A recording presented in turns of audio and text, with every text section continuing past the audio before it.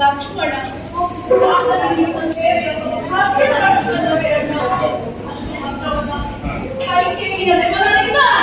ವನವಾಸಕ್ಕೆ ತೆರಳಬೇಕಾಗಿ ಬಂತು ನೀವು. ಆತನ ಮಗನಾದಂತಹ ಭರತ ನಾನು ಇರಲಿಲ್ಲ. ಮಾವನ ಮನೆಯಲ್ಲಿ ಇದ್ದೇವೆ, ಅಜ್ಜನ ಮನೆಯಲ್ಲಿದ್ದೆ. ಆ ಸಂದರ್ಭದಲ್ಲಿ ವಿಷಯ ತಿಳಿದು ಓಡಾಡಿ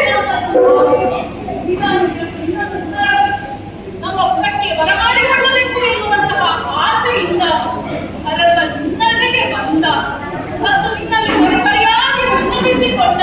ಪುನಃ ಬರಬೇಕು ಎಂಬುದಾಗಿ, ಆದರೆ ಪಿತೃವಾಕ್ಯ ಪರಿಪಾಲನೆಗೆ ನನ್ನ ಧ್ಯೇಯ ಎಂಬುದಾಗಿ ಹೇಳಿ ನೀನು ಉತ್ತರಕ್ಕೂ ಬರಲಿಲ್ಲ. ಆಗ ಭರತ ಏನು ಮಾಡಿದ? ನಿನ್ನ ಆಸೆಯಲ್ಲಿ ತನ್ನ ಶಿರದಲ್ಲಿ